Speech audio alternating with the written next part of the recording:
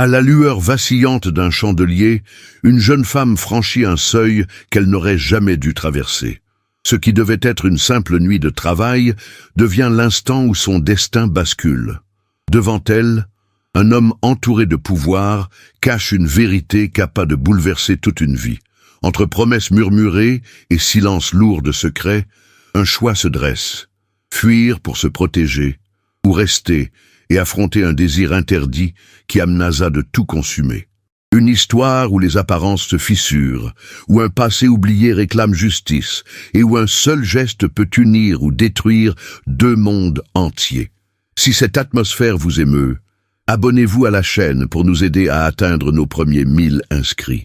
Votre présence fait toute la différence. Dans les rues pavées de Paris, sous le ciel voilé d'un crépuscule automnal de 1895, une jeune femme nommée Émilie Laurent marchait d'un pas hésitant, son cœur battant comme un tambour de guerre. Vêtue d'une robe de soie modeste, aux manches bouffantes et au col haut orné de dentelles fines, elle serrait contre elle un petit sac contenant ses rêves brisés et une lettre froissée. À 22 ans, orpheline d'un père artisan ruiné par les dettes, Émilie avait vu sa vie s'effondrer comme un château de cartes. Sa mère, emportée par la maladie 2 ans plus tôt, lui avait laissé en héritage une fierté farouche et un besoin impérieux de survie. Mais ce soir-là, alors que les lampes à gaz s'allumaient le long de la Seine, elle se dirigeait vers l'hôtel particulier du comte Armand Duval, l'homme le plus puissant de la finance parisienne. Un magnate dont le nom évoquait à la fois admiration et terreur. Émilie avait répondu à une annonce discrète, glissée dans les colonnes des journaux comme un secret murmuré. Compagne cultivée, recherchée pour une soirée unique. Rémunération généreuse. Discrétion absolue. Elle n'était pas naïve. Les rumeurs couraient sur les besoins des hommes de ce monde, ces seigneurs de l'argent qui collectionnaient les plaisirs comme on amassait des fortunes. Pourtant, la faim et le froid l'avaient poussé à franchir le seuil de l'agence de placement où une matrone aux yeux froids lui avait promis que ce n'était qu'un accompagnement mondaine. Rien de plus. Une nuit, mademoiselle, et vous serez libre de vos dettes pour des mois. Émilie avait hoché la tête, les lèvres tremblantes, se convainquant que c'était un sacrifice temporaire, un moyen de racheter la petite boutique familiale que les créanciers menaçaient de saisir. Le portail de fer forgé de l'hôtel s'ouvrit avec un grincement sinistre, et un valet en livrée noire l'introduisit dans un vestibule illuminé par des chandeliers de cristal. L'air embaumait le bois de santal et les roses fraîches, un luxe qui contrastait avec la mansarde misérable qu'Émilie quittait chaque matin. Son reflet dans un miroir doré la fit frissonner. Ses cheveux châtains relevés en un chignon simple, ses yeux verts, agrandis par le rouge à joues emprunté, elle semblait une poupée fragile dans ce palais de marbre. « Mademoiselle Laurent ?» demanda une voix grave depuis l'escalier. Elle leva les yeux et croisa ceux d'Armand Duval pour la première fois. Il était plus jeune qu'elle ne l'imaginait, à peine 35 ans, avec une silhouette athlétique moulée dans un smoking impeccablement taillé.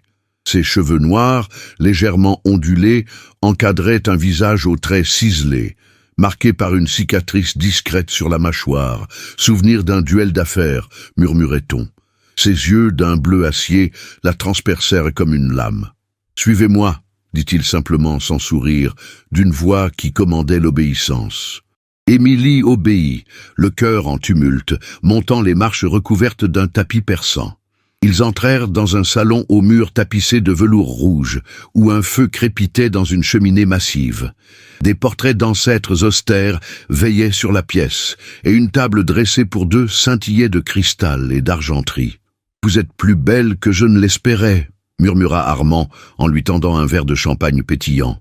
Émilie rougit, les doigts tremblants autour de la flûte. « Je ne suis pas habitué à cela, monsieur le comte. » Il s'assit en face d'elle, son regard ne la quittant pas. « Appelez-moi Armand. Ce soir, les titres n'ont pas d'importance. Dites-moi, qu'est-ce qui vous amène dans ce monde qui n'est pas le vôtre ?» Elle hésita, puis les mots jaillirent comme un torrent. Son père endetté, la perte de la maison familiale à Montmartre, les nuits passées à coudre pour des dames oisives. Armand écoutait, immobile, une ombre passant sur son visage. Le monde est cruel pour les âmes honnêtes, répondit-il enfin, mais parfois une nuit peut changer un destin. La soirée s'étira en un ballet de conversations feintes et de silences lourds. Ils dînèrent de foie gras et de gibier, Armand contant des anecdotes sur ses voyages en Orient, ses empires de chemin de fer reliant Paris à l'Europe entière. Émilie, surprise, se surprit à rire à une de ses remarques sur les banquiers anglais, trop guindés pour danser un quadrille. Pourtant, sous la surface, une tension montait. Pourquoi un homme tel que lui, courtisé par les plus grandes familles, avait-il besoin d'une inconnue? Émilie sentait son regard s'attarder sur elle, non avec la vulgarité qu'elle redoutait, mais avec une intensité qui la désarmait. « Et si cette nuit n'était pas la fin, mais le début ?» lança-t-il soudain, alors que les horloges sonnaient minuit. Émilie se figea, le champagne amer sur sa langue. Dehors, un orage éclata, la pluie martelant les vitres comme un avertissement. Armand se leva, s'approchant d'elle, avec une grâce féline. « Épousez-moi » dit-il d'une voix basse, urgente, pas pour le monde, pas pour les titres, secrètement. Une alliance qui nous lie tous deux contre les ombres qui nous poursuivent. Son cœur s'emballa. Était-ce une folie, une ruse? Mais dans ses yeux, elle vit non le magnate impitoyable des journaux, mais un homme hanté par des secrets plus sombres que les siens. Avant qu'elle ne puisse répondre, il sortit un anneau d'or simple de sa poche, le glissant à son doigt avec une tendresse inattendue. Une nuit, et vous deviendrez mienne, pour toujours. Le choc la paralysa. Émilie retira sa main, mais l'anneau y restait, chaud comme une promesse. L'orage rugissait, et avec lui, son monde basculait. Comment une simple soirée pouvait-elle la transformer en épouse secrète d'un empire? Les murs du salon semblèrent se refermer, et au loin, un cri étouffé, peut-être le vent, peut-être un présage. Elle savait au plus profond d'elle que refuser signifierait la ruine, mais accepter ouvrait les portes d'un abîme inconnu. Si cette histoire vous captive déjà, abonnez-vous au canal pour ne rien manquer des rebondissements à venir. Et dites-moi en commentaire de quelle ville et de quel pays vous nous regardez. Votre soutien fait vivre ces récits. Environ 875 mots. Les jours suivants s'étirèrent comme un voile de brume sur la Seine, enveloppant Émilie d'une réalité à la fois exaltante et terrifiante. L'anneau d'or, discret et lourd à son doigt, était devenu son secret le plus intime, un serment murmuré dans l'ombre d'un salon opulent. Armand Duval, le magnate dont le nom faisait trembler les salons parisiens, l'avait emmené discrètement dans une petite chapelle cachée derrière les jardins de l'hôtel particulier, où un prêtre complice avait scellé leur union sous le couvert de la nuit. Pas de témoins, pas de contrat tapageur, seulement un échange de vœux hâtifs, prononcés dans le murmure des chandelles vacillantes. « Pour nous protéger des vautours », avait-il expliqué, ses yeux bleus fixés sur les siens avec une urgence qui la faisait frissonner. Émilie, encore étourdie par le champagne et l'orage, avait acquiescé, se convainquant que c'était un rempart contre la misère, non une chaîne. De retour dans sa mansarde de Montmartre, le monde ordinaire d'Émilie reprit ses droits avec une cruauté familière. La pièce exiguë, aux murs jaunis par l'humidité et meublée d'un lit de fer grinçant et d'une table bancale, puait le moisi et le charbon bon marché. Elle se leva aux premières lueurs de l'aube, ses cheveux châtains en désordre, enfilant sa robe de coton usée, aux manches resserrées et à la jupe plissée qui balayait le plancher poussiéreux. À 22 ans, elle était l'incarnation de la jeune ouvrière parisienne, fière mais usée par les nuits courtes et les journées interminables. Sans famille pour la soutenir, son père, un relieur d'art endetté jusqu'au cou, gisait dans une tombe anonyme au Père-Lachaise. Sa mère, couturière talentueuse, s'était éteinte dans un lit d'hôpital gratuit. Émilie survivait en cousant des ourlets pour les modistes du quartier, gagnant à peine de quoi payer le loyer à la veuve acariâtre qui tenait l'immeuble. Ce matin-là, comme chaque jour, elle descendit l'escalier étroit, évitant les flaques d'eau sale dans la cour pavée. Les rues de Montmartre bruissaient déjà, marchands criant leurs fruits flétris, charrettes cahotant sur les pavés irréguliers, et l'odeur âcre des boulangeries mêlée à celle des égouts. Paris, la belle époque en pleine effervescence, déployait son faste inégal. Au loin, les tours de Notre-Dame se dressaient fiers, tandis que les boulevards haussmanniens, bordés de cafés élégants et de théâtres illuminés, rappelaient la fracture des classes. Pour Émilie, c'était un monde distant, régi par des codes impitoyables. Les femmes de la haute bourgeoisie glissaient dans leurs attelages, corsetées dans des robes de taffetas aux crinolines volumineuses, escortées par des valets en livrée. Les ouvrières comme elles, en tablier simple et bonnet modeste, se hâtaient vers les ateliers, tête baissée pour ne pas croiser les regards dédaigneux. Elle s'arrêta chez Madame Bertrand, la modiste aux doigts agiles et à la langue acérée, installée dans une boutique étroite rue des Saules. L'air y était saturé d'odeurs de teinture et de lin repassé, avec des rouleaux de tissu empilés jusqu'au plafond bas. « Émilie, ma fille, tu as l'air d'un fantôme ce matin », lança la vieille femme en la voyant entrer, ses lunettes perchées sur un nez busqué. Elle portait une robe grise à col montant, ornée d'un caméo familial, ses cheveux grisonnants noués en un chignon sévère. À 50 ans passés, Madame Bertrand était le pilier de la communauté modeste. Veuve d'un tailleur, elle employait une poignée de jeunes femmes, veillant sur elle comme une mère poule, mais avec l'étiquette stricte de l'époque, pas de ragots inconvenants, pas de fréquentation douteuse. « Les nuits ont été courtes, madame », répondit Émilie d'une voix douce, s'asseyant à la table de travail encombrée d'aiguilles et de patrons. Ses mains, fines mais calleuses, saisirent une pièce de mousseline destinée à une cliente de passage.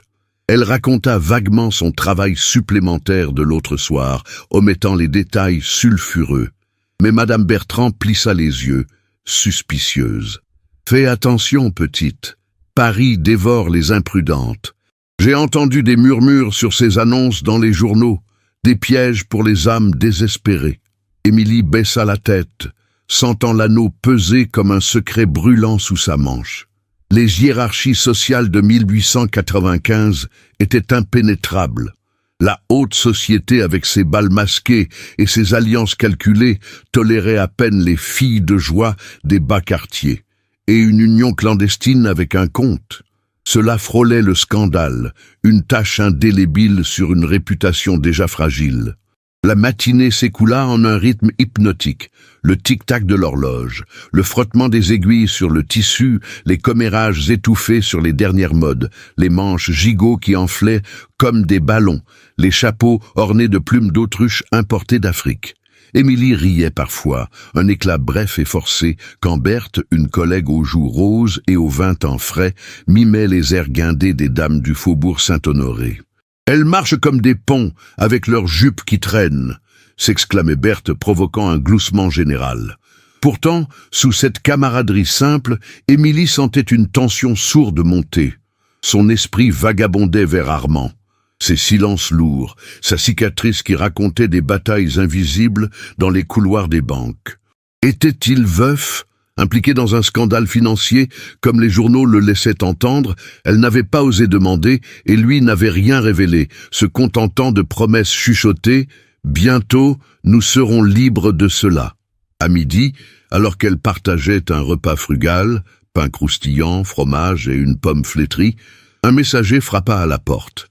Un garçon maigre, en casquette de livreur, tendit une enveloppe scellée à Émilie. « Pour mademoiselle Laurent, de la part d'un gentleman ». Les yeux de Madame Bertrand s'écarquillèrent. Émilie brisa le sceau d'une main tremblante. Une note laconique d'Armand. « Rejoignez-moi ce soir au jardin des Tuileries. Une calèche vous attendra à la sortie de l'atelier. Ne tardez pas. » Son cœur s'emballa. Berthe pouffa. « Un admirateur secret. Attention, Émilie, les loups rôdent. » Mais Madame Bertrand fronça les sourcils, un pli soucieux barrant son front. « Sois prudente, ma fille. J'ai vu des filles comme toi disparaître dans les ombres des riches. » Émilie rangea la lettre, le rouge aux joues, mais une ombre passa sur son visage. Dehors, un fiacre passa lentement, ses rideaux tirés, et elle crut y deviner une silhouette observant la boutique. Était-ce un hasard, ou le premier signe que leur secret n'en était plus un? La cloche de l'église sonna l'heure, et avec elle, un frisson d'appréhension glaça son échine. Ce soir, Le monde ordinaire d'Émilie allait peut-être se fissurer pour de bon. Le crépuscule enveloppait Paris d'un manteau orangé lorsqu'Émilie quitta l'atelier de Madame Bertrand, le cœur battant au rythme des sabots des chevaux sur les pavés. La note d'Armand brûlait dans sa poche, un talisman à la fois excitant et menaçant. Elle ajusta son châle de laine grise sur ses épaules, sa robe de coton simple froissée par la journée de travail, et se hâta vers la sortie de la rue des Saules. Montmartre, avec ses moulins à vent figés et ses escaliers raides, descendait en cascade vers les boulevards inférieurs, où la vie nocturne commençait à palpiter. Les lampes à gaz s'allumaient une à une, projetant des halos jaunes sur les passants emmitouflés. Bourgeois pressés rentrant chez eux, ouvriers traînant leurs outils et quelques demoiselles en quête de distractions éphémères. À l'angle de la rue, une calèche noire l'attendait, discrète comme une ombre. Le cocher, un homme trapu au visage buriné, sous un chapeau melon, inclina la tête sans un mot. « Mademoiselle Laurent » murmura-t-il d'une voix rauque. Émilie hésita, jetant un regard derrière elle vers la boutique illuminée. Madame Bertrand l'observait depuis la fenêtre, les bras croisés, son expression un mélange de curiosité et d'inquiétude. « Oui » répondit Émilie enfin, montant à bord d'un pas résolu. La portière claqua et la calèche s'ébranla, cahotant vers le cœur de la ville. À travers les rideaux de velours, Paris défilait, l'Opéra Garnier dressé comme un joyau, les fontaines de la Concorde murmurant leurs secrets, et enfin les Tuileries, jardin royal où les amants volaient des baisers sous les marronniers centenaires. Armand l'attendait sur un banc de pierre, près du bassin central, son pardessus sombre se fondant dans la pénombre. À 35 ans, il exsudait une autorité naturelle, ses bottes cirées luisant sous la lumière des réverbères. Ses cheveux noirs balayés par le vent du soir encadraient son visage marqué par cette cicatrice subtile, vestige d'un passé qu'il gardait scellé. « Vous êtes venu » dit-il en se levant, sa voix grave coupant le bruissement des feuilles. Émilie s'approcha, les mains jointes pour masquer leur tremblement. « Comment aurais-je pu refuser votre message? Il m'intrigue autant qu'il m'effraie. » Il la guida vers un sentier isolé, bordé de haies taillées, où l'odeur des roses fanées se mêlait à celle de la terre humide. Ils marchèrent en silence un moment, le gravier crissant sous leurs pas. Puis, Armand s'arrêta, se tournant vers elle avec une intensité qui la cloua sur place. « Émilie, notre mariage secret n'était pas un caprice, c'était une nécessité. Mon empire, les chemins de fer, les banques, les investissements en Afrique, est menacé par des ennemis invisibles. Un complot familial, ourdi par mon cousin, Lucien Duval, qui convoite tout. Il répand des rumeurs, dettes fictives, alliances rompues. Si le monde savait que je suis lié à une femme comme vous, issue du peuple, cela serait une arme contre moi. Mais en tant qu'épouse, même cachée, vous avez un droit légal sur une partie de ma fortune. Cela nous protège tous deux. » Émilie recula d'un pas, le souffle court. L'air frais de la Seine lui picotait la peau, et son esprit tourbillonnait. « Un complot? Et moi, je suis un bouclier? Monsieur Duval, Armand, je ne suis qu'une couturière. Mon père a perdu tout pour des dettes honnêtes. Je ne veux pas être piégé dans vos guerres d'argent. » Ses yeux verts brillaient de larmes contenues, et elle porta la main à l'anneau tenté de l'arracher. Armand posa doucement sa paume sur la sienne, un geste rare de tendresse qui la désarma. Appelez cela un bouclier, si vous voulez. Mais c'est plus. J'ai vu en vous une force que les salons n'offrent pas, l'honnêteté. Refusez, et je vous libère ce soir, avec une somme pour racheter votre boutique. Acceptez, et nous affrontons cela ensemble. Mais le choix a un prix. Discrétion absolue. Pas un mot à quiconque, pas même à vos amis de l'atelier. Le dilemme la frappa comme un coup de vent glacial. De l'autre côté du jardin, des couples riaient sous les lanternes, ignorant les ombres qui planaient sur les puissants. Émilie pensa à sa mansarde vide, aux factures empilées, à la menace des créanciers qui hantaient ses nuits. Refuser signifiait la survie précaire, mais l'indépendance. Accepter ouvrait un monde de luxe et de danger, où les règles étaient impitoyables. Les convenances de la belle époque dictaient tout. Une femme non mariée pouvait être ruinée par un scandale, une épouse secrète par la découverte. « Et si on nous voit ensemble ?» murmura-t-elle. Armand secoua la tête. Nous serons prudents. Des rencontres codées, des lettres chiffrées, mais demain tout change. Lucien a convoqué une assemblée familiale à l'hôtel. Il soupçonne quelque chose. Vous devez venir, déguisé en invité mineur. Prouvez votre loyauté, ou tout s'effondre. Un frisson l'a parcouru. Allié potentiel. Madame Bertrand pourrait être une confidente, avec sa sagesse bourrue. Berthe, une oreille innocente. Mais antagoniste, ce Lucien, un homme de 40 ans, aux manières mielleuses et aux yeux calculateurs, selon les descriptions d'Armand, veuf ambitieux qui dirigeait les affaires secondaires de la famille. Et la société elle-même, avec ses protocoles rigides, invitations gravées, étiquettes vestimentaires, surveillance des chaperons, formait un filet invisible. Émilie hésita, le poids de la décision la clouant au sol. « Donnez-moi jusqu'à l'aube », dit-elle enfin, la voix ferme malgré le tremblement. Armand acquiesça, mais son regard trahissait l'urgence. L'aube pourrait être trop tard. Les rumeurs courent déjà. Un journal a publié une allusion ce matin. Le comte Duval et ses mystères nocturnes. Soudain, un bruit de pas précipité brisa le calme. Une silhouette émergea des buissons. Un homme en redingote usée, un reporter peut-être, ou un espion de Lucien. Il s'arrêta net en les voyant, puis disparut dans l'ombre. Émilie sentit son estomac se nouer. Le secret était-il déjà percé? Armand la prit par le bras, la guidant vers la calèche. C'était un avertissement. Demain, à l'hôtel. Venez ou fuyez Paris pour toujours. La portière se referma, et tandis que la calèche filait vers Montmartre, Émilie pressa l'anneau contre sa poitrine. La normalité de sa vie, l'aiguille, le fil, les commérages innocents, s'effritaient comme du sable. Une alliance forcée, un complot familial, et maintenant cette intrusion, tout changeait. Mais quelle rupture choisirait-elle? Le lendemain promettait non une assemblée, mais un tourbillon qui pourrait la consumer. Le soleil de midi filtrait à travers les vitraux colorés de l'église Saint-Roch, projetant des éclats rubis et saphirs sur les fidèles agenouillés.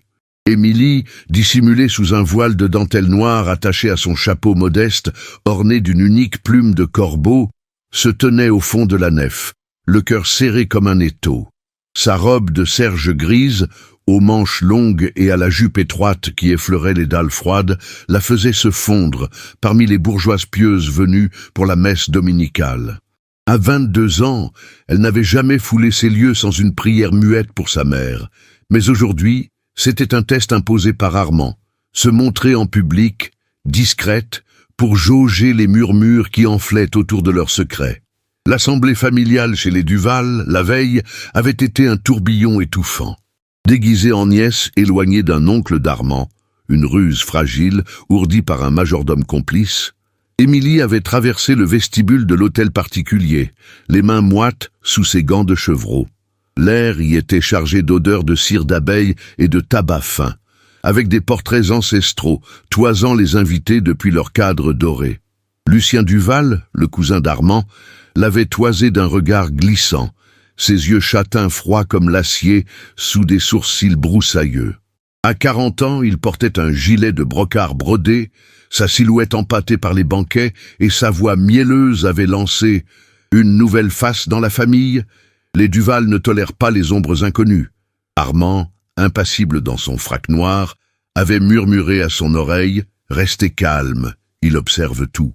Émilie avait hoché la tête, sentant le poids de l'anneau caché sous son gant, un objet simple qui pulsait comme un cœur battant. Maintenant, dans l'église bondée, elle priait pour que la discrétion tienne.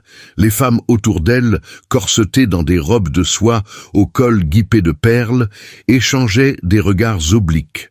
Une matrone aux joues poudrées, Madame de Vigny, chuchotait à sa voisine. « Regardez cette ouvrière qui ose s'agenouiller ici. On dit qu'elle hante les nuits des grands. » Émilie baissa les yeux, les joues en feu. La friction de classe la poignardait.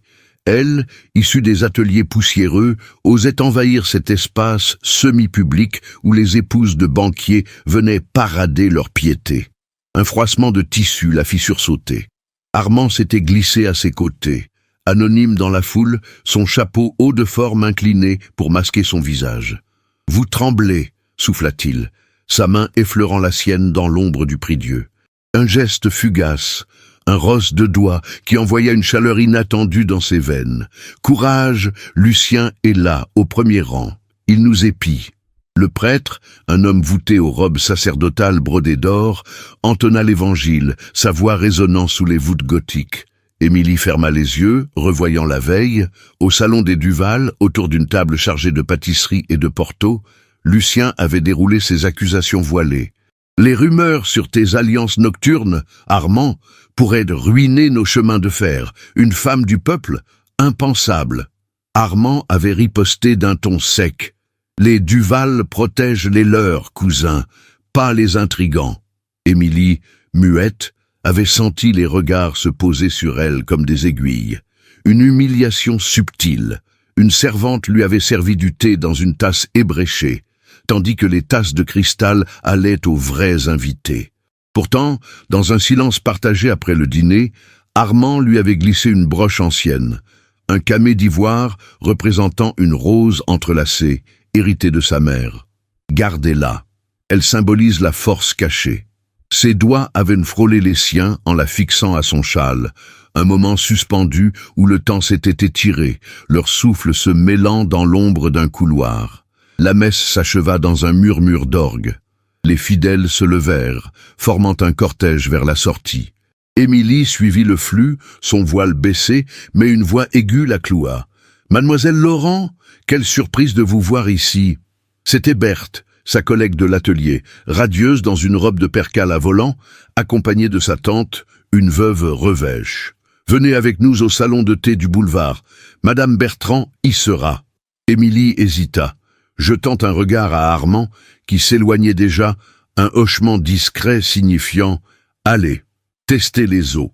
Le salon de thé, un lieu semi-public prisé des classes moyennes, avec ses tables de marbre et ses serveuses en tablier blanc, serait le premier vrai banc d'essai. Accepter signifiait risquer des fuites, refuser, isoler son monde ordinaire. Elles s'installèrent dans un coin lambrissé, l'air embaumant le thé à la bergamote et les macarons saupoudrés de sucre. Berthe babillait sur les modes. « Ces manches à gigot, Émilie, elles font ressembler les dames à des poupées gonflées. » Madame Bertrand, arrivée peu après dans une robe de laine bleu marine à col brodé, observa Émilie avec suspicion. « Tu as l'air changée, ma fille. Ces gants fins. Et cette broche? Un cadeau d'un galant ?» Émilie toucha le camée, sentant son poids émotionnel. « Un héritage familial, mentit-elle, la voix tremblante. » La conversation glissa vers les ragots, les scandales des Duval, Lucien accusé de malversation mineure. « Ce cousin, un serpent, » grogna Madame Bertrand. « Il ronge l'empire d'Armand pour son propre nid. » Soudain, un silence tomba. Lucien Duval entra, flanqué d'une dame en crinoline volumineuse, son regard balayant la salle comme un filet. Il s'arrêta à leur table, un sourire faux aux lèvres. « Quelle coïncidence! Mademoiselle, Laurent, n'est-ce pas? J'ai entendu parler de vous aux assemblées. » Sa voix suintait le mépris, et il se pencha légèrement, humant l'air comme pour flairer un secret. Émilie se raidit, la broche brûlant contre sa peau. Berthe rougit, Madame Bertrand plissa les yeux. « Monsieur Duval, votre présence honore notre humble salon, » répondit Émilie d'une voix qu'elle voulait ferme, mais qui chevrota. Il rit doucement. « Humble, en effet. Prenez garde aux fréquentations qui élèvent trop vite. » Puis il s'éloigna, mais pas sans un clin d'œil complice à la serveuse, qui glissa un mot à une cliente voisine. Le cœur d'Émilie martelait. L'humiliation subtile, ce ton paternaliste, ces regards obliques, mesuraient la rejet de son intrusion dans ce cercle. Pourtant, un micro-geste d'Armand l'avait soutenu. Plus tôt, en quittant l'église, il avait murmuré à son oreille « Vous êtes plus forte que leur venin ». Un regard partagé, un silence complice qui avait allumé une étincelle. Mais Lucien agissait dans l'ombre. Il avait dû la suivre depuis l'assemblée. Dehors, alors qu'Émilie quittait le salon, un journal froissé traînait sur une table, une note en bas de page, intrigue au sein des Duval. Une ombre féminine plane sur le comte. Visible, menaçante. Émilie ramassa le papier, les mains tremblantes. Le secret suintait déjà. Que ferait Armand en apprenant cela?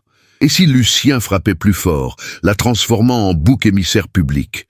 La rue s'ouvrait devant elle, pavée de dangers invisibles, et un fiacre noir, identique à celui de la veille, ralentit à sa hauteur. Était-ce une invitation ou un piège?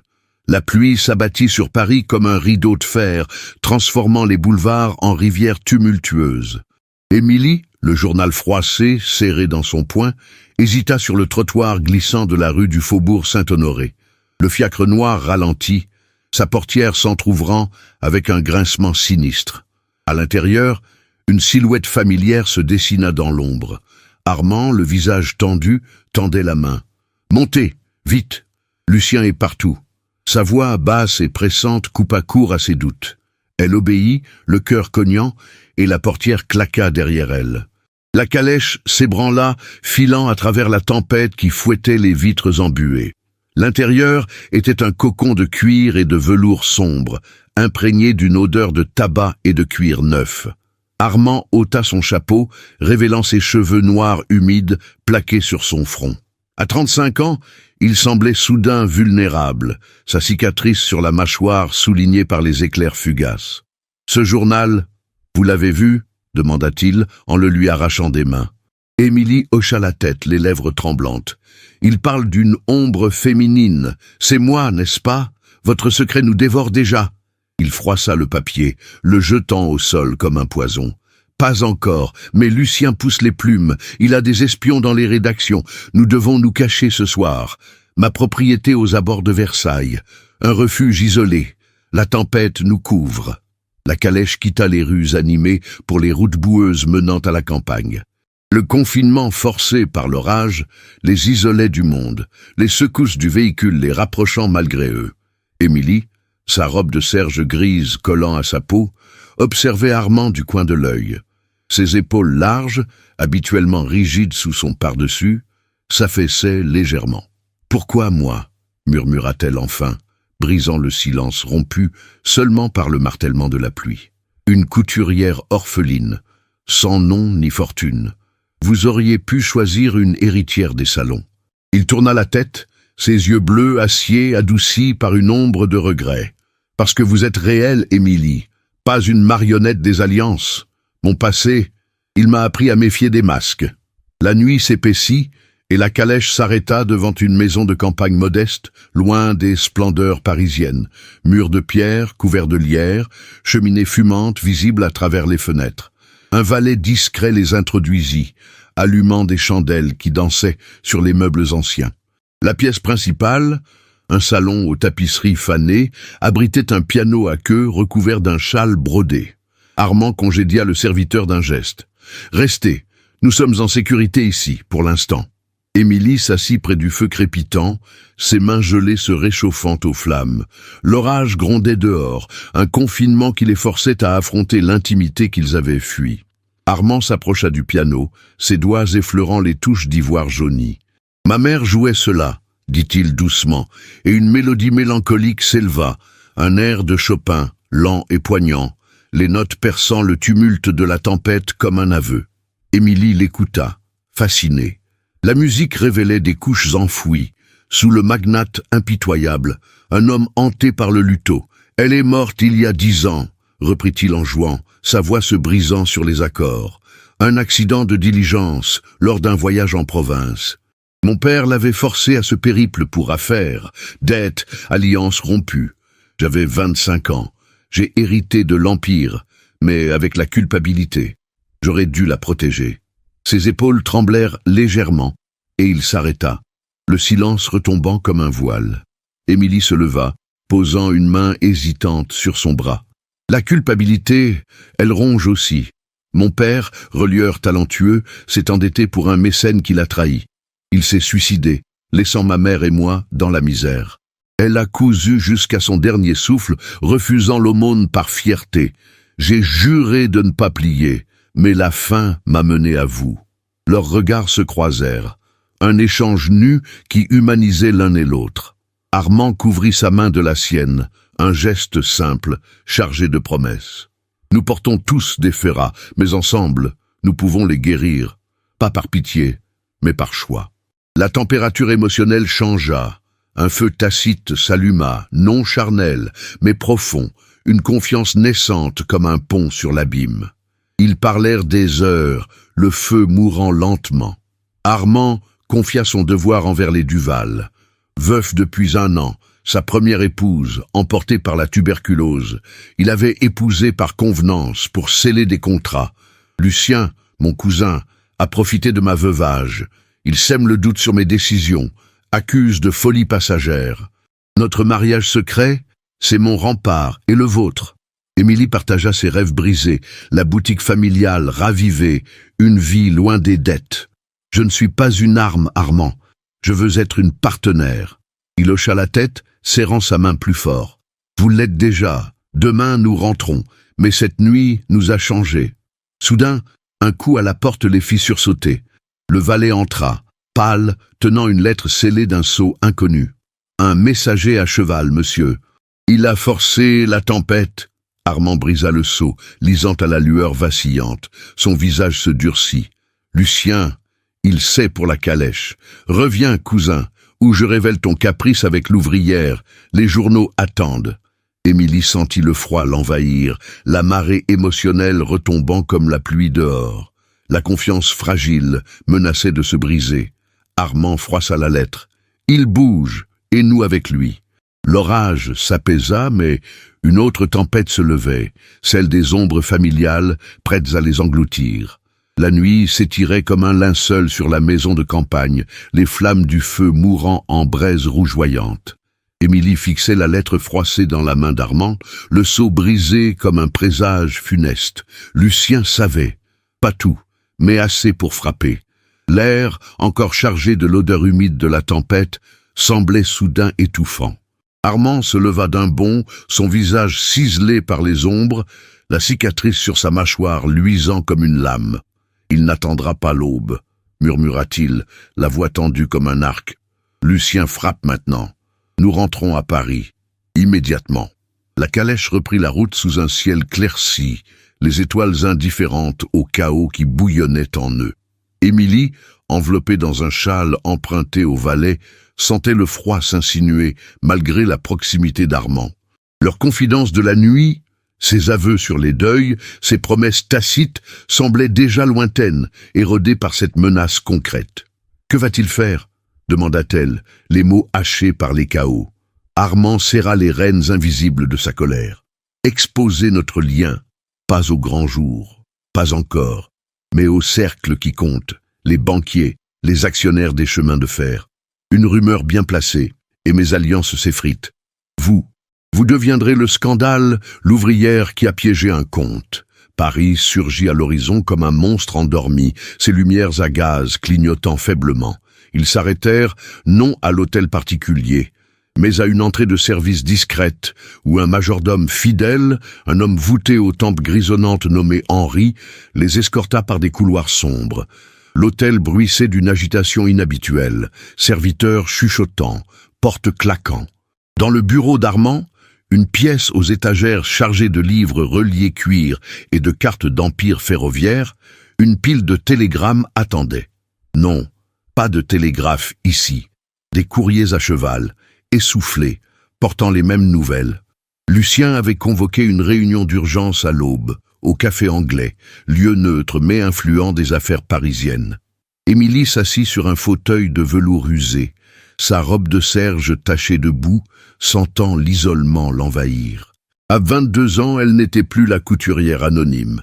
Elle était l'épouse secrète, un pion dans un échiquier impitoyable. Armand arpenta la pièce, son par-dessus jeté sur une chaise, révélant une chemise blanche froissée. « Restez ici, hors de vue, je gère cela seul. » Mais ses yeux trahissaient la peur, non pour lui, mais pour elle. Un coup à la porte les fit sursauter. Henri entra, pâle comme un linge, tenant un journal plié. « Monsieur, c'est dans l'édition matinale. » Lucien a payé pour cela. Armand déplia le papier d'une main tremblante. La une hurlait en gros caractères. Le comte Duval et son ombre scandaleuse, une alliance indigne menace l'empire ferroviaire. En bas, un article venimeux, anonyme, mais signé d'un plume complice. Description voilée d'une jeune femme du peuple vue en calèche nocturne, insinuée comme une aventurière, une espionne peut-être payée par des rivaux anglais. Pas de nom, pas encore, mais assez pour blesser. Les actionnaires, lisait-on, exigent des comptes. Une perte de confiance publique. Les parts des chemins de fer chutaient déjà en bourse, murmurait-on dans les couloirs. Émilie sentit son estomac se nouer. C'est ma faute, si je n'avais pas accepté. Armand la coupa, posant une main ferme sur son épaule. Non, c'est son attaque. Il sabote tout. Nos projets d'extension vers Lyon, les contrats avec les mines belges, et notre lien, il le brise en public. Le choc la frappa comme une gifle. Dehors, l'aube pointait, grise et implacable. Armand dut partir pour la réunion, laissant Émilie confinée dans une chambre d'invités, les volets clos. Seule avec ses pensées, elle erra comme un fantôme, touchant la broche camée fixée à son châle. L'objet hérité qui l'avait consolée, maintenant un poids amer. L'isolement la rongeait. Plus d'atelier chez Madame Bertrand, plus de rires avec Berthe. Un messager de l'extérieur glissa une note sous la porte, de Madame Bertrand elle-même, lue à voix haute par Henri. « Ma fille, les ragots courent. On parle d'une ouvrière piégée par les Duval. Reviens ou tu seras perdu. » La coutureuse, avec sa sagesse bourrue, offrait un refuge, mais Émilie savait. Retourner signifierait abandonner Armand, trahir leur serment. Midi sonna quand Armand revint, le visage ravagé, une coupure fraîche sur la lèvre, résultat d'une altercation verbale, peut-être physique, avec Lucien au café. « Il a gagné du terrain », avoua-t-il, s'effondrant dans un fauteuil. 3 actionnaires ont retiré leur soutien. Une menace légale plane. Lucien accuse de fraude matrimoniale, prétend que notre union est un leurre pour détourner des fonds familiaux. Pas de prison pour nous, pas encore, mais une enquête publique, des témoignages forcés. Et vous, ils vous traîneront comme témoins, ruinant votre nom pour toujours. Émilie recula, les larmes coulant enfin, la réputation blessée. Dans la société de 1895, une femme soupçonnée d'intrigue perdait tout, amis, travail, honneur. Son statut chutait, de confidente à paria, isolée dans cet hôtel qui devenait prison dorée. Le moment sans retour arriva comme un coup de tonnerre. Armand se leva, les yeux froids malgré la douleur. « Nous devons nous séparer, temporairement. Je vous envoie à Nice, chez une tante éloignée. Un exil discret. Là-bas, sous un faux nom, vous attendrez. Si je tombe, fuyez plus loin. » Émilie secoua la tête, la voix brisée. « Non, c'est la fin. Votre empire, notre promesse. Tout s'effondre par ma faute. » Il l'embrassa sur le front, un geste d'adieu chargé de regret. « C'est le prix. Lucien a gagné cette bataille, mais pas la guerre. » Il sortit, laissant la porte se refermer avec un claquement définitif. Seule, Émilie s'effondra, sanglotant contre les tapisseries. La perte d'appui, amis, famille, même la loyauté fragile d'Henri qui murmurait des excuses, l'isolait comme une île.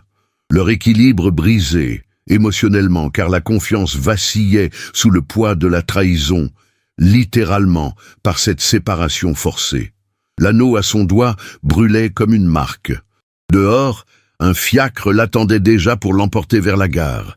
Mais au fond d'elle, une rage montait contre Lucien, ce serpent aux yeux calculateurs, ce destructeur d'âmes honnêtes.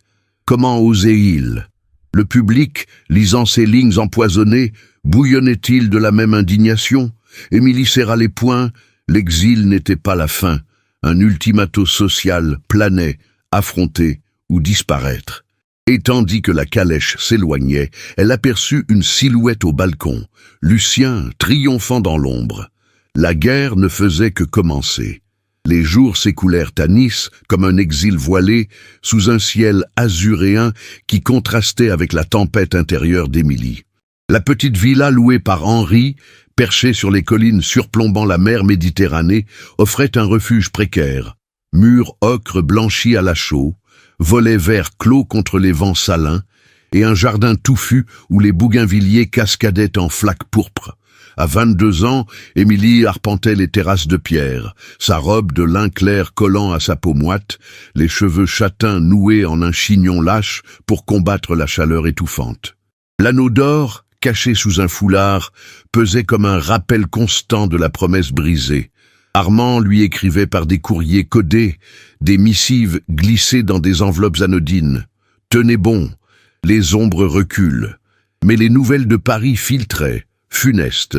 Les parts des chemins de fer chutaient. Lucien triomphait dans les salons, semant le doute comme un poison lent. Ce matin-là, un valet essoufflé, envoyé par Henri, frappa à la porte de bois sculpté. Il portait une malle poussiéreuse, marquée d'un sceau Duval effacé. De la part de monsieur le comte, mademoiselle, des papiers de famille, sauvés des archives. Émilie le fit entrer dans le salon aux meubles de rotin, l'air embaumant le jasmin et le sel marin. Seule, elle força les serrures rouillées, le cœur battant. À l'intérieur, non des comptes arides, mais un trésor de preuves, un diary relié cuir, jauni par les ans, et une liasse de lettres jaunies, cachetées de cire rouge. Le diary appartenait à la mère d'Armand, daté de 10 ans en arrière. Émilie l'ouvrit d'une main tremblante, les pages craquant comme des feuilles mortes. Les mots dansèrent sous ses yeux. Lucien complote depuis l'enfance. Il a falsifié les livres-caisses pour accuser Armand de dettes imaginaires, détournant des fonds vers ses propres poches. Mon fils, si honnête, paie pour les péchés de la famille. J'ai caché ces preuves dans le coffre secret pour le jour où la vérité éclatera. Émilie referma le volume, le souffle court. Une révélation structurale la frappa. Le complot n'était pas une rumeur vague, mais une manipulation profonde, ourdie par Lucien pour s'emparer de l'Empire. Les dettes d'Armand, un mirage créé par son cousin pour justifier une prise de pouvoir. Et leur mariage secret, il n'était pas un caprice, mais un bouclier désespéré contre cette toile d'araignée. Un portrait jauni glissa des lettres. Lucien, jeune, aux côtés d'Armand adolescent, un sourire faux aux lèvres. Derrière une note manuscrite, il a empoisonné les contrats avec les mines belges, accusant Armand de négligence. Témoins achetés, chiffres truqués. Émilie serra les poings. La vérité jaillissait, nue et cruelle. Lucien n'était pas un rival ambitieux, c'était un traître familial, un serpent qui rongeait les fondations pour régner seul. L'indignation la submergea, un feu qui chassait l'isolement. Comment avait-il osé profaner le deuil d'Armand, exploiter la culpabilité de son cousin pour détruire des vies honnêtes? Elle, Émilie, n'était plus une victime passive. Elle deviendrait l'agent du retournement. Picot d'espoir. Elle rédigea une lettre, non à Armand, mais à Madame Bertrand, cette confidente bourrue qui avait toujours veillé sur elle. « Chère Madame, joignez ces preuves à un notaire de confiance. Publiez discrètement dans les cercles influents, pas les journaux, mais les assemblées privées. Je reviens, Émilie. » Elle scella l'enveloppe avec une cire empruntée, et le valet partit au galop vers Paris. La confiance renaissait. Armand n'était pas froid par indifférence, mais par un devoir écrasant, une faute qu'il expiait en silence. Leur lien se reconfigurait, non plus une alliance forcée, mais une partenariat forgé dans la vérité. Pourtant, le val de danger surgit vite. Un télégramme, non, un courrier urgent, arriva l'après-midi plié en hâte. Lucien sait pour la malle, il envoie des hommes. Fuyez Nice. Rendez-vous à Lyon, gare de Perrache, demain soir. Armand. Émilie sentit le sol trembler. Chaque avancée, la révélation des preuves, invoquait une menace plus grande. Lucien contre-attaquait, ses espions rampant comme des ombres. Elle prépara un sac modeste, la robe grise de Serge, le camébroche, le diary. La route vers Lyon serait périlleuse, à travers les vignobles du Rhône, mais elle irait. Pour la première fois, elle assumait l'agence, non plus exilée, mais actrice de son destin. À Lyon, la gare bruissait d'un chaos organisé, fumée de locomotives à vapeur crachotant, voyageurs en chapeaux melons et robes à crinoline se bousculant sur les quais de bois. Émilie, voilée d'un chapeau large, orné d'une voilette noire, scruta la foule. Son cœur s'emballa quand Armand apparut, silhouette athlétique dans un manteau de voyage, la cicatrice barrant son visage comme un serment. « Émilie » murmura-t-il, l'attirant dans un recoin ombragé près d'un chariot de bagages. Leurs mains se frôlèrent, un contact contenu qui rallumait la flamme, confiance plus que passion, un pont reconstruit sur les ruines. J'ai reçu votre lettre via Henri. L'épreuve. Elle change tout. Lucien est démasqué. Elle lui montra le diary, ses doigts effleurant les siens dans un silence chargé. Votre mère l'avait prévu. Il a manipulé les dettes, saboté vos alliances. Nous ne sommes pas les coupables. Il l'est. Armand lut, les yeux assombris par une émotion brute. Ma Frieza, ce n'était pas du rejet, c'était la peur de vous impliquer plus. Le devoir envers l'Empire m'aveuglait. Un regard partagé, intense, c'est là la reapproche. Plus d'ombres entre eux, seulement une alliance claire. Picot d'espoir. Ensemble, ils tracèrent un plan. Émilie, proactif, proposerait une initiative sociale, une pétition aux actionnaires, signée anonymement au nom des victimes des intrigues Duval, révélant les falsifications sans exposer leur mariage. Mais le Val frappa, un sifflet strident retentit. Deux hommes en redingote sombre, au regard fuyant, s'approchèrent, murmures à l'oreille. « Monsieur Duval, un message de votre cousin. » Armand les écarta d'un geste sec. « Dites à Lucien que le jeu tourne. » Les hommes reculèrent, mais pas sans un clin d'œil menaçant vers Émilie. La menace grandissait. Lucien ripostait, promettant une exposition publique plus vicieuse. L'indignation culmina. Ce traître, profanant la famille, ruinant des innocents pour son avidité. Le public, apprenant cela, bouillonnait-il de la même rage? Ils montèrent dans un train de nuit vers Paris, compartiment privé aux banquettes de velours usées. « Votre courage m'a sauvé », souffla Armand, sa main couvrant la sienne dans l'ombre. Émilie sourit faiblement. « Et le vôtre me rend forte. » La locomotive s'ébranla, haletante, emportant leur secret vers la capitale. Mais un pli glissé sous la porte du compartiment les attendait à l'étape. Une invitation gravée, Sceaux Duval. Assemblée familiale décisive à l'Opéra Garnier demain soir. Présence obligatoire. Lucien. Le piège se refermait. Émilie serra le diary. L'affrontement public approchait. Victoire ou chute? Les lustres de l'Opéra Garnier scintillaient comme des constellations captives, projetant une lumière dorée sur la foule bigarrée qui emplissait le grand foyer.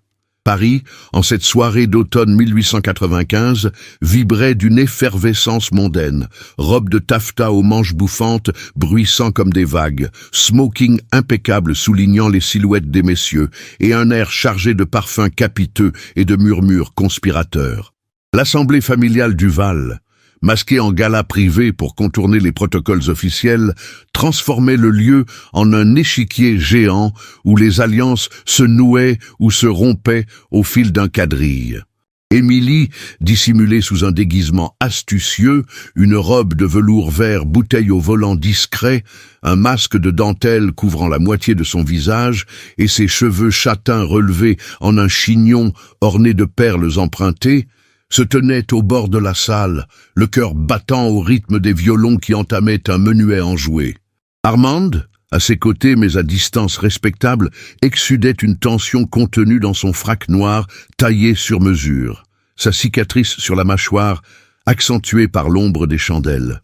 À 35 ans, il était l'incarnation du magnate assiégé, ses yeux bleus acier balayant la foule comme un capitaine scrutant l'horizon. « Restez près de moi », mais invisible, avait-il murmuré dans le fiacre qui les avait menés ici depuis la gare de Lyon.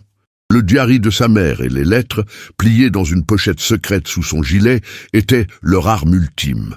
Lucien Duval présidait l'assemblée depuis le centre du foyer, entouré d'actionnaires en redingote brodée et de dames aux éventails agités, son sourire mielleux masquant la fureur qui couvait. À 40 ans, empâté par l'ambition, il leva son verre de cristal dans un toast forcé. À l'Empire Duval, intact malgré les ombres. La sabotage finale de Lucien frappa comme un coup de poignard dans le dos.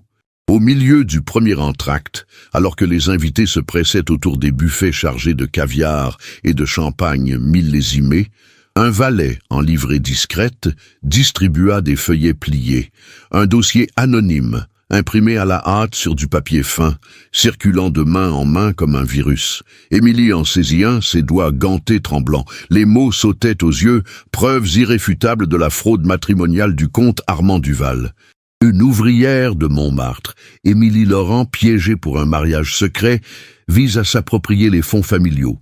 Témoins oculaires, une calèche nocturne, des lettres compromettantes falsifiées.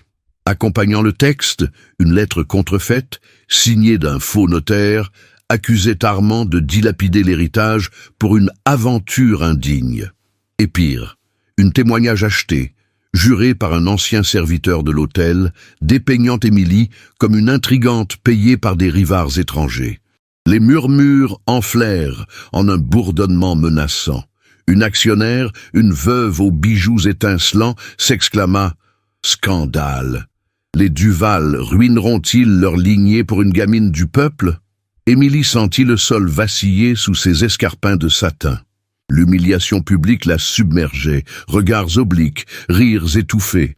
Et Madame de Vigny, cette matrone revêche croisée à l'église, pointant son éventail comme une arme. « Voyez, l'ombre elle-même, une espionne dans nos rangs !» Lucien s'approcha, son regard calculateur glissant sur elle comme de l'huile. « Cousine éloignée ou complice, les preuves parlent d'elles-mêmes. » Armand se raidit, mais Émilie, sentant la rage monter, posa une main sur son bras.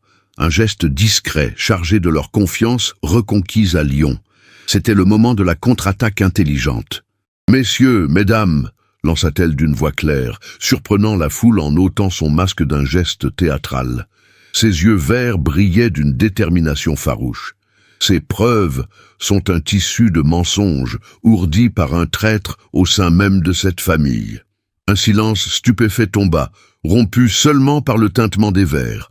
Armand hocha la tête, sortant le diary et les lettres de sa pochette. « Écoutez la voix de ma mère, disparue il y a 10 ans dans un accident que Lucien a exploité pour semer le doute. » Il lut à voix haute, sa voix grave résonnant sous les voûtes peintes, les falsifications des livres-caisses, les détournements vers les comptes personnels de Lucien, les contrats sabotés avec les mines belges. Une témoin clé émergea alors, Madame Bertrand, invitée discrètement par Émilie via un messager, franchissant les portes en robe de laine bleu marine, son chignon sévère et son regard acéré. « Je connais cette jeune femme depuis l'enfance », déclara-t-elle d'une voix ferme, brandissant une copie notariée des preuves envoyées de Nice. Émilie Laurent est une âme honnête, ruinée par des dettes légitimes, non une intrigante. C'est Lucien qui a payé le faux serviteur pour mentir. J'ai des témoins de l'atelier qui l'ont vu marchander. La stratégie sociale se déploya comme un filet bien tendu. Armand enchaîna, exposant les chiffres truqués projetés sur un tableau improvisé par un aide. « Regardez, les dettes que Lucien m'attribue sont ses propres vols. Notre mariage, oui secret mais légitime, n'est pas une fraude, mais un rempart contre ce complot. » La communauté, d'abord hostile, reconsidéra. Les actionnaires, flairant la vérité dans les documents irréfutables, murmurèrent leur approbation. Une dame influente, épouse d'un banquier, s'avança. « Bravoure chez une femme du peuple, Lucien, votre venin empoisonne l'Empire. » L'indignation contre le vilain culmina. Cris étouffés, regards accusateurs braqués sur Lucien, dont le visage vira au cireux. Il balbutia « Mensonge, c'est une cabale !» Mais un actionnaire le coupa. « Assez, les Duval exigent justice. » Exil pour le traître.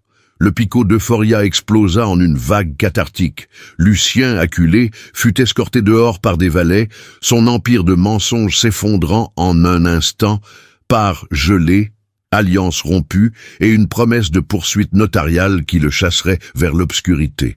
La foule applaudit, entourant Émilie et Armand d'un cercle approbateur. « De l'humilier à la sauveuse !» s'exclama Madame Bertrand, serrant Émilie dans ses bras. Émilie, les larmes aux yeux, croisa le regard d'Armand. Un triomphe partagé validant leur chemin tortueux. Si vous vibrez avec cette victoire éclatante, abonnez-vous au canal pour ne pas manquer d'autres histoires passionnantes comme celle-ci. Le silence post-tempête s'installa enfin, alors que la musique reprenait, plus joyeuse. Dans un alcôve isolé, loin des regards, Armand prit la main d'Émilie, entremêlant leurs doigts dans un engagement tacite, intime, un serment renouvelé sans mots sous les étoiles factices du plafond peint. Mais au loin, Un pli discret glissa d'une main anonyme. La guerre n'est pas finie. D'autres ombres veillent. Leur triomphe, doux et fragile, promettait encore des épreuves. Les jours suivants, l'affrontement à l'Opéra Garnier s'écoulèrent comme un souffle libérateur sur Paris, balayant les ombres accumulées. L'Empire du Val, ébranlé mais ressoudé, reprit son souffle dans les couloirs feutrés des banques et des salons. Lucien, le traître démasqué, affronta les conséquences avec une rapidité impitoyable. Les notaires, convoqués dans l'hôtel particulier aux aubes grises, scellèrent son sort, exil forcé en province, vers une terre aride du Midi où ses droits sur les affaires familiales furent amputés par un acte solennel. Plus de part dans les chemins de fer, plus d'accès aux coffres ancestraux. Sa chute de prestige fut publique. Les journaux, autrefois complices, publiaient désormais des rétractations laconiques, le dépeignant comme un paria ambitieux, chassé par la vérité. À 40 ans, Lucien Duval errait désormais dans l'oubli, ses yeux calculateurs voilés par l'amertume, un avertissement vivant pour les intrigants de la haute société. Émilie et Armand, libérés de la menace immédiate, atterrirent les fils légaux et familiaux avec une précision chirurgicale. Dans le bureau lambrissé de l'hôtel, entouré de livres reliés cuir et de cartes ferroviaires déployées comme des trophées, ils signèrent les actes révisés. Le mariage secret, jadis un bouclier précaire, fut officialisé en privé. Un prêtre discret, le même qui les avait unis sous l'orage, prononça une bénédiction renouvelée, sans témoin superflu. Par choix libre, non par nécessité, murmura Armand en glissant un nouvel anneau à son doigt, un cercle d'or pur, forgé sans histoire toxique, gravé d'une rose simple, symbole de leur force partagée. Émilie, à 22 ans, leva les yeux vers lui, ses cheveux châtains cascadant librement pour la première fois, sa robe de soie ivoire, aux manches fluides, effleurant les tapis persans. « Nous sommes égaux désormais », répondit-elle, sa voix ferme, empreinte d'une compassion nouvelle qui transformait son regard vert en phare. Leur transformation s'affirmait dans chaque geste. Armand, autrefois muré dans son devoir glacial, révélait une leadership tempérée par l'empathie. Il réorganisa les conseils d'administration, imposant des audits transparents pour prévenir les complots futurs. Sa cicatrice, vestige de batailles passées, semblait adoucie par un sourire rare, adressé à Émilie lors des dîners intimes où il tramait des visions d'avenir. Elle, la couturière orpheline, avait mué en voix influente. Sa pétition anonyme, signée par des ouvrières de Montmartre, avait ouvert les portes à une réforme modeste. Des fonds alloués à une école de couture gratuite nichée dans un ancien atelier du quartier. Pour que d'autres n'aient pas à choisir entre la faim et les ombres, déclara-t-elle lors d'une assemblée restreinte, sa posture droite contrastant avec la timidité d'antan. Les actionnaires, impressionnés, applaudirent. La communauté la reconsidérait, de paria à bienfaitrice. Les coadjuvants trouvaient leur juste place dans ce nouveau équilibre. Madame Bertrand, la modiste bourrue aux lunettes perchées, fut récompensée par un partenariat.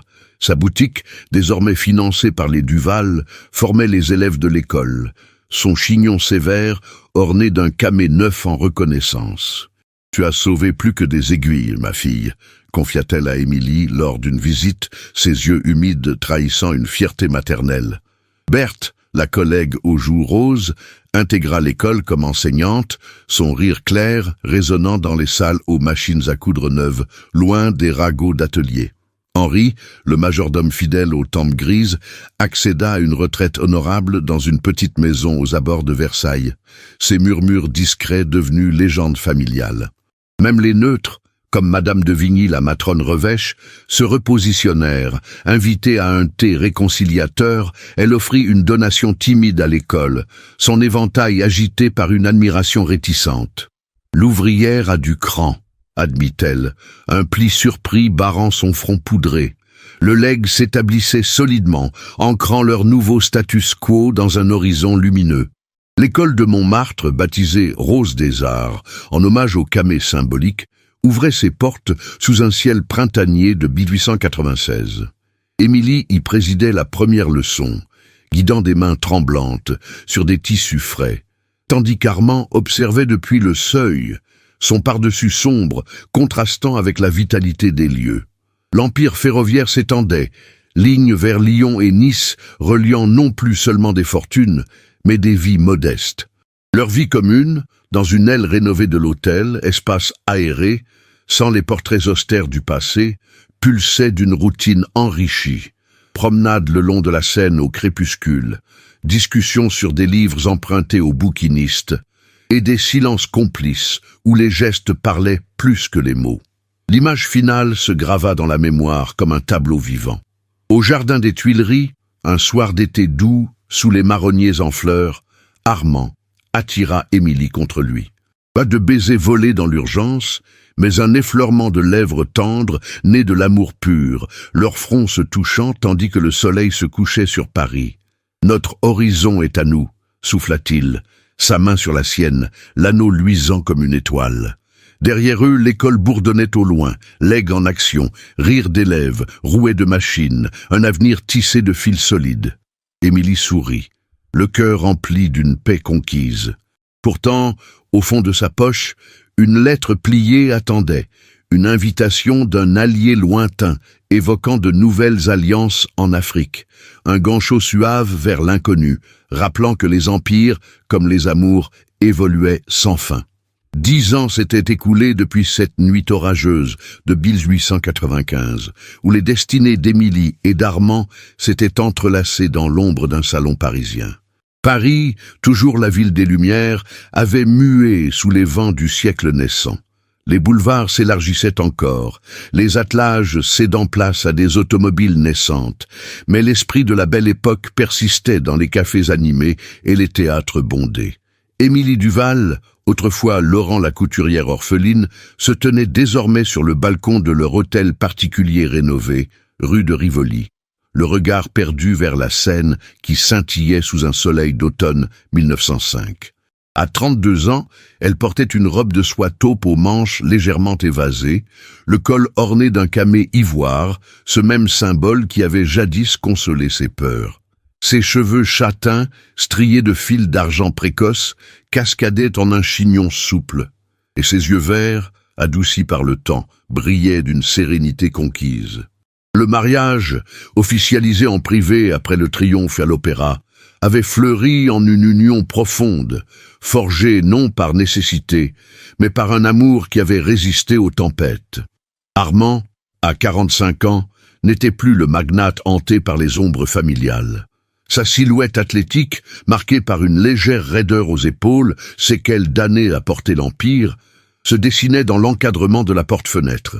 Il s'approcha, posant une main chaude sur la sienne, l'anneau d'or simple luisant à son doigt. « Les feuilles tombent tôt cette année », murmura-t-il, sa voix grave, assourdie par une tendresse infinie.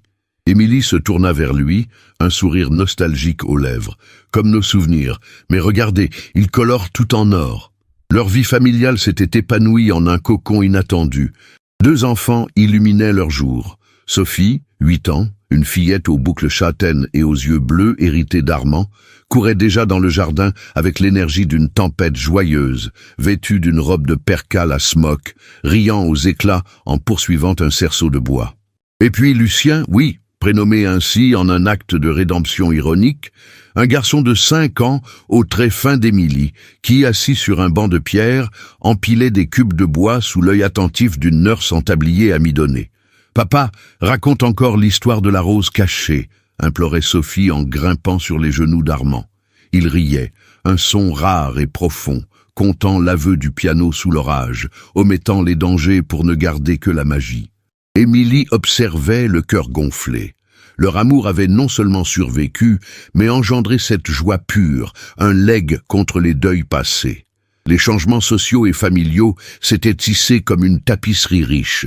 L'école Rose des Arts, à Montmartre, fondée par Émilie en 1896, prospérait désormais comme un phare pour les ouvrières. De modestes ateliers, elle s'était étendue en un bâtiment de briques aux fenêtres hautes, formant des centaines de jeunes femmes au métier de la couture et du design, avec des bourses pour les orphelines. Émilie y revenait souvent, guidant des leçons sur les points fins, sa voix assurée résonnant dans les salles, embaumant le lin frais. La force n'est pas dans l'aiguille seule, mais dans le cœur qui la guide, enseignait-elle, inspirant une génération qui brisait les chaînes de la misère. Madame Bertrand, fidèle jusqu'à sa mort en 1902, avait légué sa boutique à l'école, son esprit bourru, vivant dans les rires des élèves. Berthe, mariée à un relieur honnête, y enseignait encore, ses joues roses éternellement joyeuses, mère de 3 enfants qui gambadaient dans la cour. Armand avait transformé l'empire ferroviaire en un réseau plus humain. Ligne étendue vers le sud, jusqu'à Nice et Cannes, transportant non seulement des fortunes, mais des familles modestes vers des horizons nouveaux.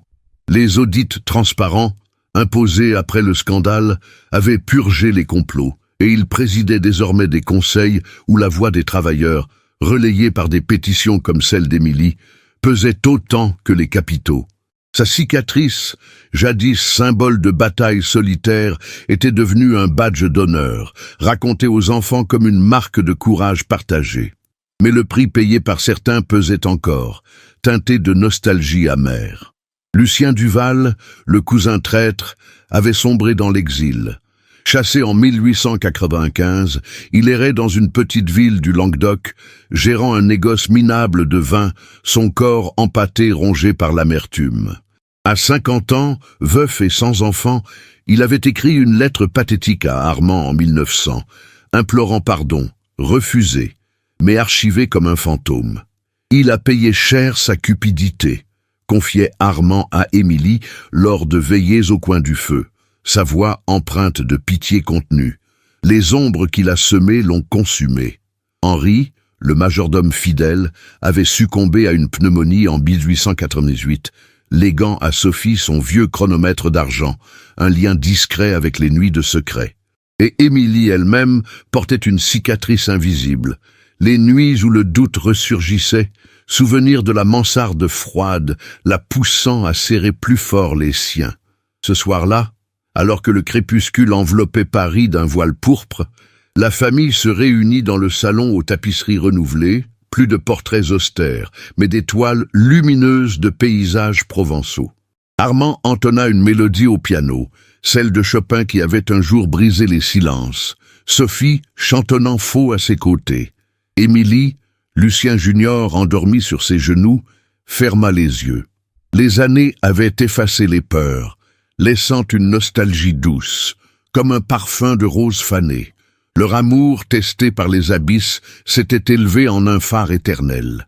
Dehors, la Seine murmurait, indifférente aux empires et aux cœurs, mais pour eux, elle chantait une victoire muette, celle d'une nuit qui avait changé tout.